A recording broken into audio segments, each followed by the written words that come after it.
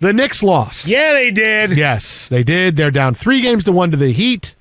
The most frustrating part is it's not that the Heat are playing good. The Heat are playing about a B- series. But they're up 3-1 because the Knicks just continue to prove that, hey, we can give a series away better than anybody. And that's what this series has been so far. Tonight's game was awful. The Knicks got beat to offensive rebound after offensive rebound in the fourth quarter. If you watch the game, every time the Heat would get an offensive rebound, they put that stat up. Offensive rebounds this quarter, Heat 4, Knicks 0. Heat 5, Knicks 0. Heat 6, Knicks 0. It was awful. It was an awful effort by the Knicks, who have no cohesiveness, and they're losing to a team that's simply not playing well. It's the most frustrating part. And Julius Randle, I told you last hour, he's going to be the guy that bears the brunt of the criticism when the Knicks wind up losing, because everybody loves Jalen Brunson. He was the big addition to the team. He changed the culture of the team. Julius Randle is someone who's still, as good of a player as he is, does not play well with near the consistency that you need. It's almost like he's like Anthony Davis 1.0. You know, that's kind of what it is. And I told you in the fourth quarter, Julius Randle did the Knicks 0 favors, turning the ball over. He gets beat defensively. It's not great. And he fouled out of the game. How many offensive fouls did he have tonight? I think everyone was an offensive foul. I think they actually 3 or 4 of his 6 were offensive fouls. They cut him a break and they said, "Listen, if you get an offensive foul, we're gonna give you half a foul." He still fouled out of the game. Now, to be fair, here's the larger point, and this is where it's all heading to. It's one thing to play poorly. You can't then get in front of the microphone and pour gasoline over whatever's in the dumpster that's floating down the river there. Here's the thing. We're going to play you a quote from Julius Randle post-game after the Knicks lost tonight. And what I'm going to say is this needed to be said, but not by him. All right? This needed to be said, but not by him. Here's Julius Randle when he's asked, hey, you're down 3-1. What's the reason that the Knicks are down and why the Heat are up? And this is what Julius Randle said. You guys haven't been able to get the amount of offensive rebounds and loose balls that you were in the Cleveland series. Just what have they done maybe to kind of beat you at your own game almost? Just maybe they wanted more. I don't know. Damn. You know, that's been who we are all year, and we got to find a way to, step up and make those plays if we want to keep the season alive. Maybe they want it more. You're the guy that needs to get those rebounds offensively. So when you say maybe they want it more than you. They want more. Again, did this need to be said? Absolutely. But you know what? Jalen Brunson needs to say this. That's the guy going, hey, here I am on 4 bad ankles because I had an ankle surgery. I got an ankle from a coach, and they gave me his. I gave him my bad ones. I'm able to try to play. Jalen Brunson's the guy. He's the leader. He's the guy that needs to say this. Hey, maybe they want it more than we did. But for Julius Randle, for a guy who plays passively whenever he feels like it down the floor, for a guy who's not getting the offensive rebounds, for a guy who's not taking a load down the stretch, for him to say maybe they want it more, it's like, dude, that's like me saying, hey, Jason, how come you are you eat chocolate so much? Why do you eat chocolate so much? Well, they sell it in the store. What am I going to do? Not buy it? I mean, that's It's kind of what you've been telling me for almost a decade. What am I going to do? They put it there. I mean, it's there. May as well get it. I go to the checkout counter with my Diet Coke, and it's waiting for me. What am I going to do, right? I'm having the Diet Coke. What do you see when you go to the checkout? Here's Reese's Peanut Butter Cups. Here's Three Musketeers. Here's Milky Way. What am I going to do? Not buy one of those? Come on. I mean, that's the supermarket's fault. The supermarket's fault right there. Why do I eat chocolate so much? Why? Because it's the supermarket's fault. Why do I eat McDonald's so much? They're on every corner. If they didn't want, they wouldn't be on every corner. What am I expecting to drive by McDonald's and not go in for a Big Mac attack? Especially when they have a big sign saying, hey, 2 Big Macs, $6, or hey, $1 Coke, whatever size with a Big Mac. What am I going to do? Not go in and get that Big Mac? Of course I'm going in there. No. I'm just trying to make that happen because I like when they went trying to speak it into existence. They used to do that. They used to do that.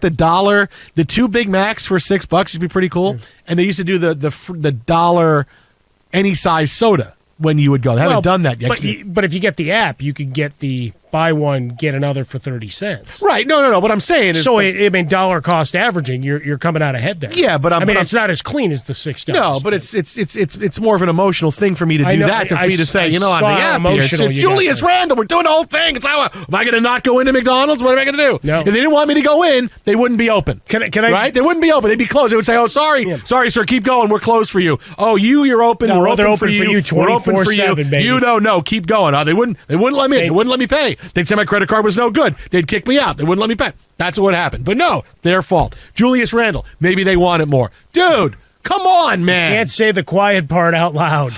No, this is for Tom Thibodeau to scream that's not the quiet. That needs to be said because Yeah. when you watch Kyle Lowry 1-on-4 grabbing offensive rebounds, it's embarrassing. 100%. It happens once, but then you when got it, I got it. Someone's got to call it like it's a pop-up. When it's 6-7 times, it's okay. Really, are you guys done playing? But for Randle to do it, it's going to have the opposite effect. Well, especially coming out of the game, and there's going to be scrutiny because he also had to answer questions about fouling out. He had 4 offensive fouls called against him in this game.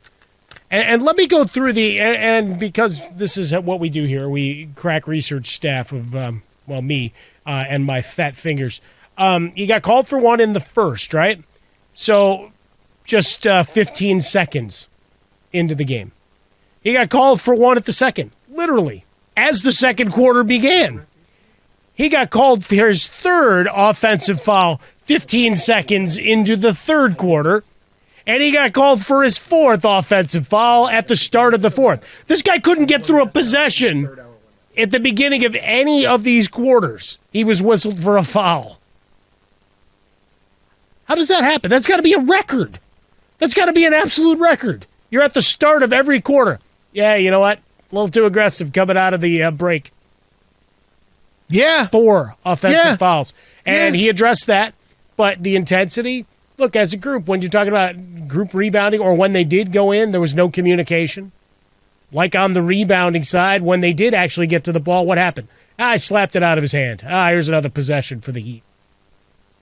Happened multiple times. Knicks, yo. Ugh. A lot of easy buckets, transition buckets, and you watch Tom Thibodeau tear his head out. There were stretches in this game where it looked like they were back to the Knicks basketball that you watched all year long and that you've seen in spots during the playoffs.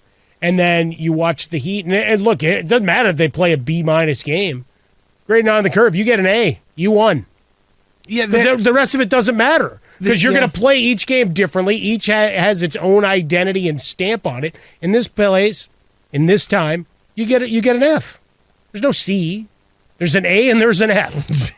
That's it. That's all you get. Right. But you play a B- game and your grade turns into be an A because of the curve. That's right. Because it's like, okay, we're grading on a curve. All right, so it's like a class like this. Say there's 2 people in the class, right? And you want to grade. Okay, so the first person does a paper and they get a B-. All right, now the second person does a paper and it's awful and they get an F. Now wait a minute.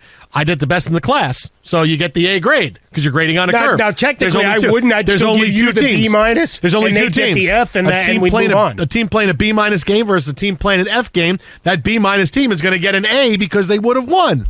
If I were the professor, you wouldn't. You'd get the B- and the F. There's no curve. The Heat are sitting here saying, man, let's not wake them up. Let's just hope the Knicks keep playing like this. And we're getting by. We got by in game 1 we should have lost. We got by in this game we should have lost. They're not playing great. They're not. And if it was a case of, look at Jimmy Butler, the greatest playoff performer in the history of the NBA. Look at him go. Look at him. But he's not. He's playing well. He's playing like regular Jimmy Buckets, right? He's playing pretty well, right? Scoring 25, 27. Okay. And the Knicks are not getting rebounds, and they're not playing with any cohesiveness at all.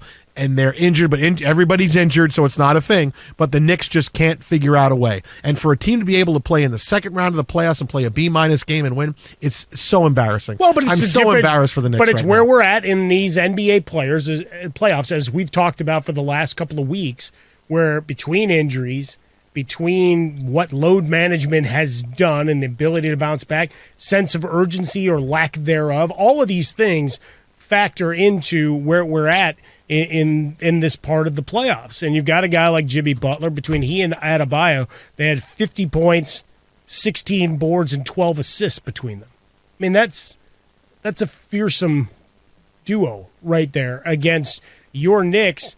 And Randle, for his part, box score reading, he had 20 and 9. Well, you go to the tail of the tape, and you're in foul trouble, which means your offensive sets change. Not that he's the only guy that should be in there trying to get rebound, but you get outscored by 22 from the bench. The aforementioned Lowry had 15 once again, but you had 10 points from your bench. Even though you got 32 from Brunson and 24 from Barrett, they go 19 of 37. You'll take that all day long. But if you're not going to get the requisite help from the others and zero support from your bench, you're just trying to grind things out. And that's what we expected from this series. Just don't have enough firepower to overcome it. And if you're not going to dial down on the little things that have become the hallmarks of Tom Thibodeau-led teams, something that was your stamp all season long, and I think that's what Randall's kind of saying. It's like, we did this all year. Why is it not happening now? They want it more? Not the answer to give. It's just, well, we're not dead yet, right? This is the rallying speech. Mm-hmm. It's only 3-1. And he could try to sell it. I mean, we're not going to buy it, but he could try to sell it instead of looking forlorn and defeated.